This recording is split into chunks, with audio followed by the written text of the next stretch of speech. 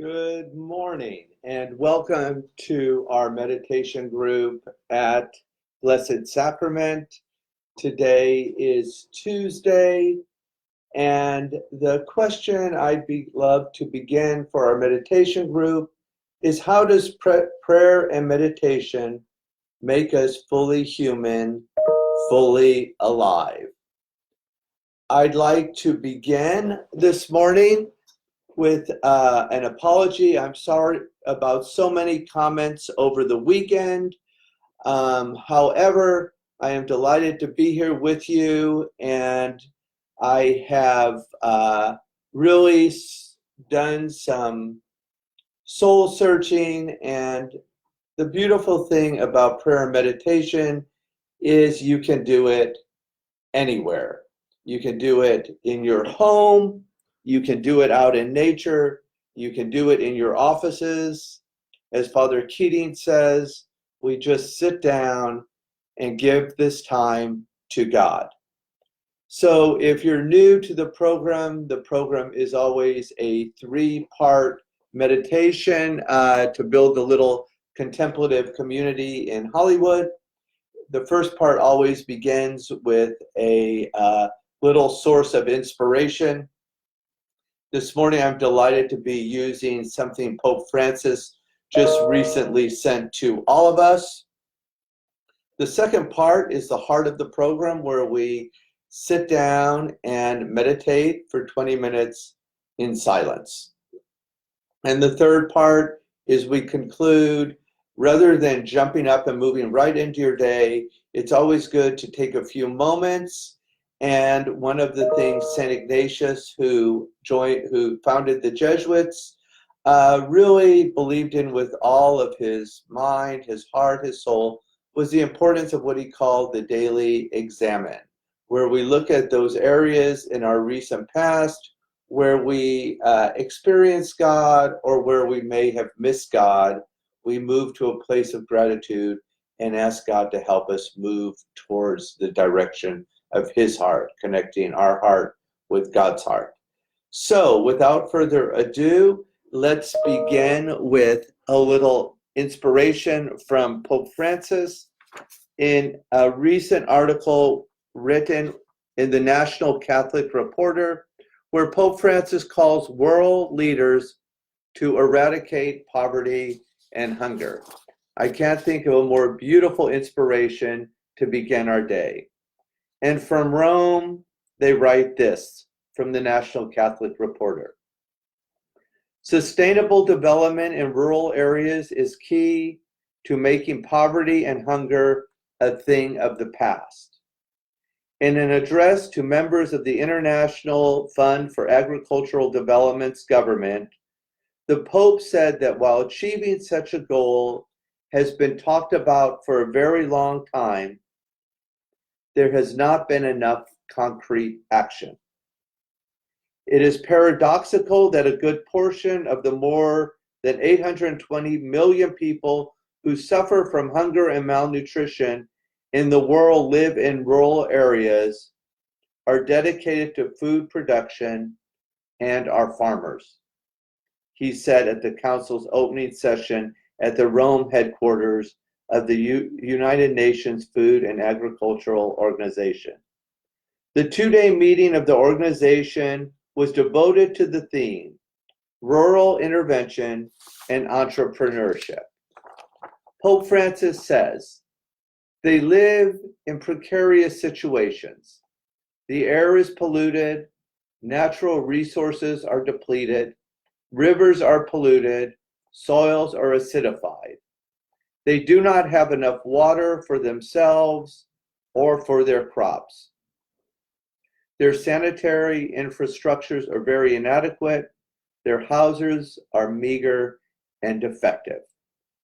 While society has made advances in many other areas of knowledge, he added little progress has been made in helping the rural poor. Winning the fight against poverty and hunger requires using scientific and technological advances for the common good. Being determined in this fight is essential so that we can hear, not as a slogan, but as truth. Hunger has no present and no future, only the past.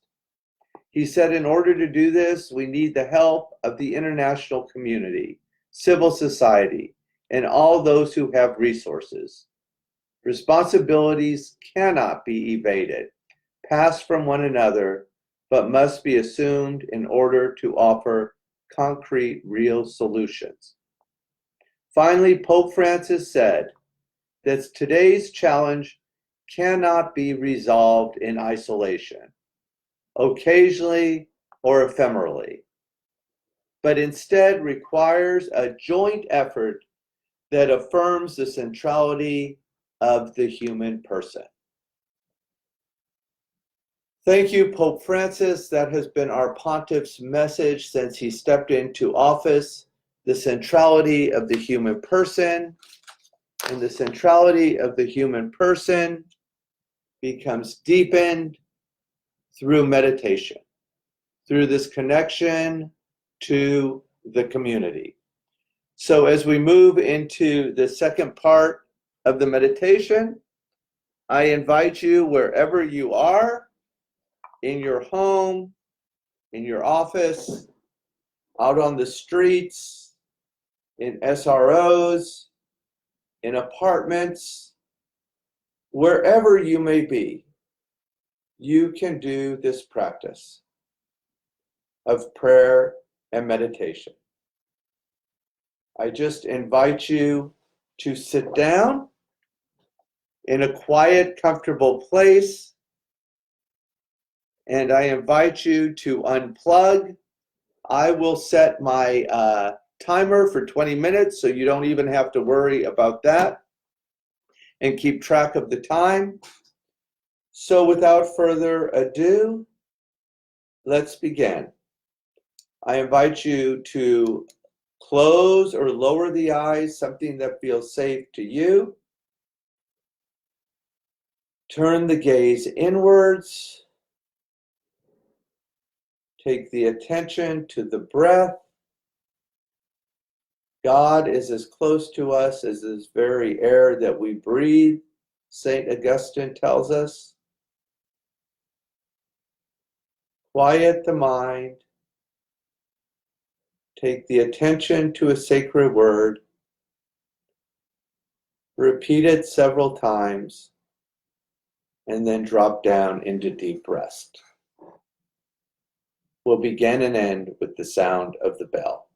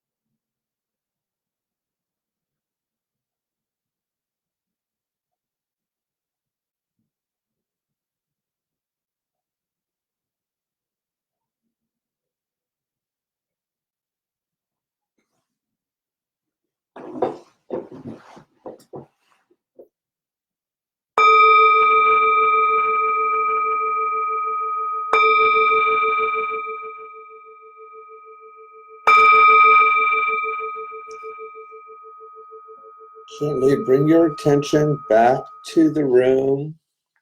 You can open your eyes if they were closed, circle the wrist one way, then the other, just to bring a little energy back into the body. Wonderful job, everyone. I really applaud everyone's efforts. Sit down. I'm always challenged a little with technology, so I apologize. There was a little beeping going off on my computer, but I'll try to have that repaired by tomorrow. And the third part of our morning meditation is we do a little Ignatian Examen. And I've been asked by a few schools to introduce the Examen during this online learning. And I've done a little research, and I love the five-fingered Examen. It might be, I'm a big kid myself, but it's really creative. It embodies our spirituality, and it's really easy to do. So the first finger is to go to the breath. So we've just meditated for 3 minutes. Let's just take our hand to our heart and do 3 deep breaths into the heart. Together, inhale and exhale. Excellent. 2 more times. Inhale and exhale. Last time, give it all you got. Inhale and exhale, bringing fresh oxygen into the mind, the body, the soul. Remove your hand and then go to a place of gratitude. Second finger, see if you can come up with something you're grateful for this morning. And I will tell you, my gratitude is definitely the support of this beautiful community. As we began our meditation, the hearts and the likes and the emojis were all flowing across the screen. I am so grateful to have a contemplative community during these very difficult times to meditate with, to start the morning. Second. Third is to, as you think about what you're grateful for, just notice what you feel.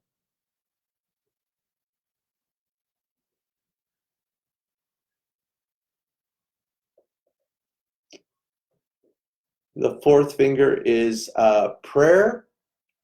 And somewhere along the line, I heard when I was doing theology studies at Berkeley, the best prayer we ever pray is asking God for help in those areas of our lives that are all a little challenging. Just, God, help me. Jesus, help me with this. And then trust. Let it go. So just third is ask for help, prayer, a little intention, something you may desire in your life today, not being afraid to ask God for something really great this morning.